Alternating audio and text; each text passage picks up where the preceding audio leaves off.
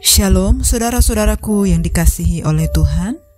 Senang sekali kita dapat berjumpa kembali pada hari ini, Rabu 29 Maret 2023. Saudara-saudaraku yang dikasihi oleh Tuhan, kita boleh bersama-sama kembali mendengar firman Tuhan hari ini. Kita percaya bahwa anugerah Tuhan berlimpah di dalam hidup kita. Mari saudaraku, saya mengajak kita untuk satukan hati dan kita berdoa. Bapa kami yang sungguh baik, kami bersyukur hari ini Engkau terus membawa kami masuk di dalam hadirat-Mu. Kami percaya bahwa Tuhan yang memberikan kami hati yang baru, hati yang mau sungguh-sungguh mendengar firman-Mu. Kami rindu untuk dapat mengaplikasikan firman-Mu dalam hidup kami. Tolong kami ya Tuhan, agar kami menjadi pelaku firman-Mu. Kami rindu untuk lebih dalam lagi menggali firman-Mu, merenungkan dan mau hidup di dalamnya. Terima kasih Bapa, berfirmanlah bagi setiap kami. Engkau mengurapi hamba-Mu dan seluruh saudara-saudara yang boleh mendengarkan firman Tuhan. Di dalam nama Tuhan Yesus kami berdoa. Amin. Saudara-saudaraku yang dikasihi oleh Tuhan, pada hari ini kita boleh mendengar firman Tuhan yang berjudul Nubuat Palsu. Firman Tuhan pada hari ini tertulis di dalam Yeremia 27 ayat 2 sampai dengan 15. Mari saya mengajak kita untuk dapat membaca Alkitab kita.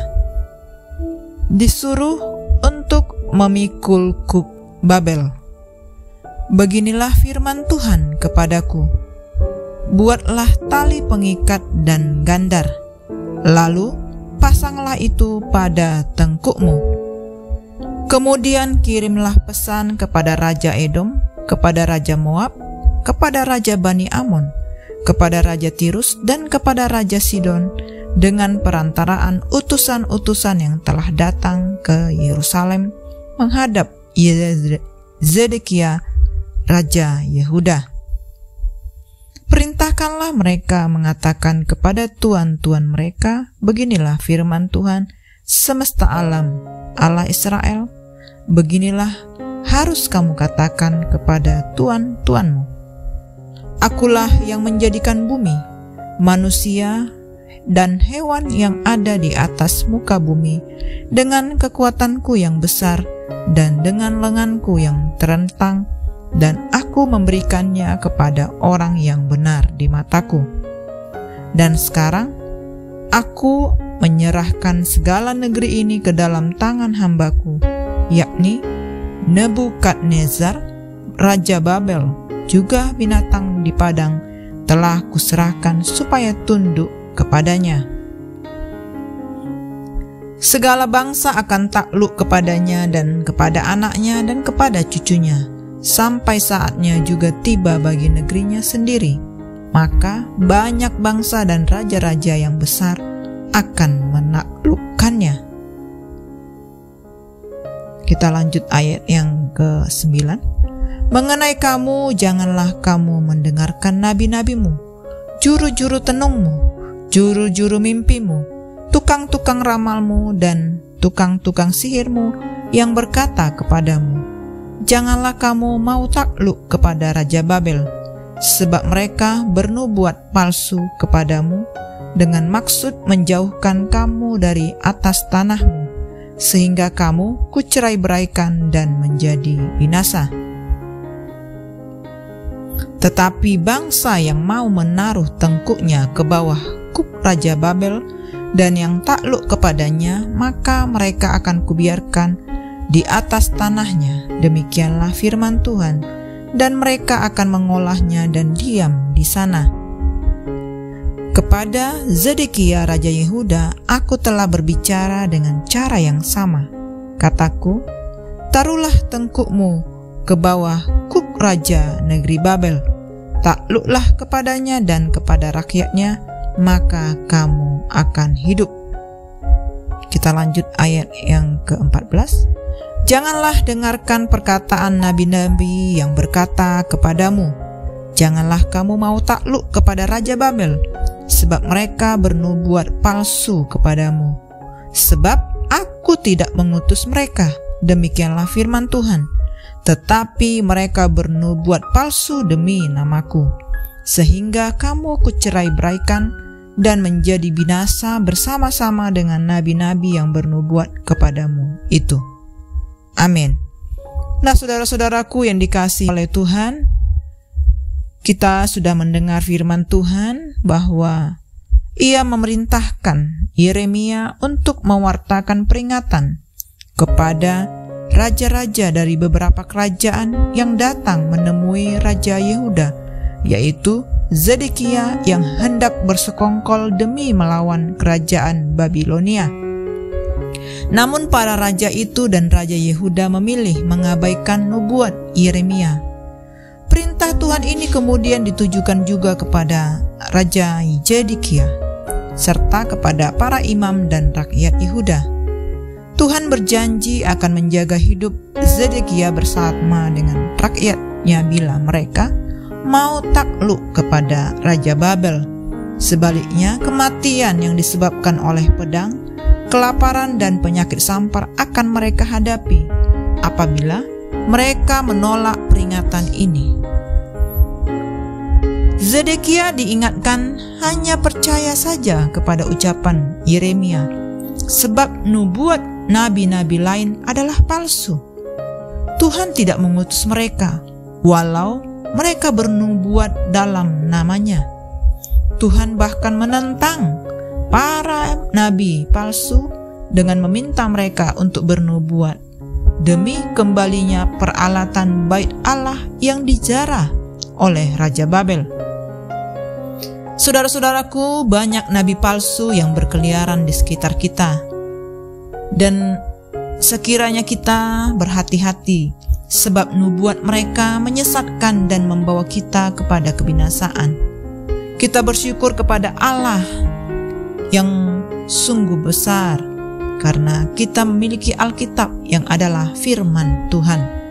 Seluruh kehendak Tuhan ada di dalamnya, dan siapa yang membaca dan melakukan firman-Nya akan hidup.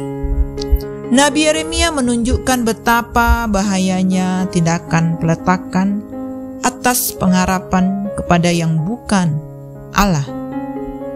Dan ketika meletakkan pengharapan selain kepada Allah, maka pengharapan itu tidak akan memiliki landasan kuat, sebab hanya Tuhan yang layak menjadi landasan harapan kita, karena Ia yang mengetahui apa yang terjadi di masa lalu, masa kini, dan masa depan.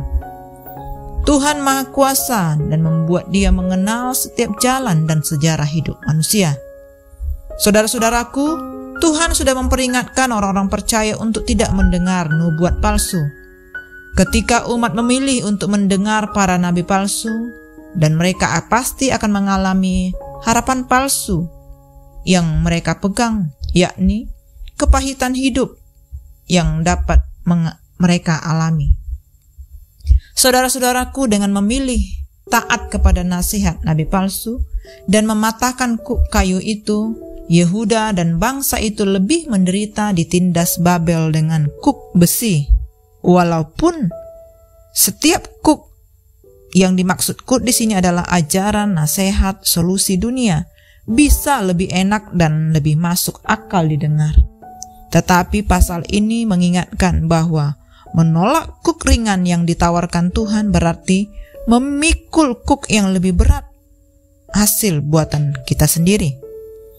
Saudara-saudaraku, setiap kita diciptakan Tuhan dan dipanggil untuk melayani Tuhan dengan cara semakin kita boleh mengenal kebenaran firman-Nya, dan kita perlu waspada serta jeli di dalam memilih jalan hidup yang hendak kita jalani.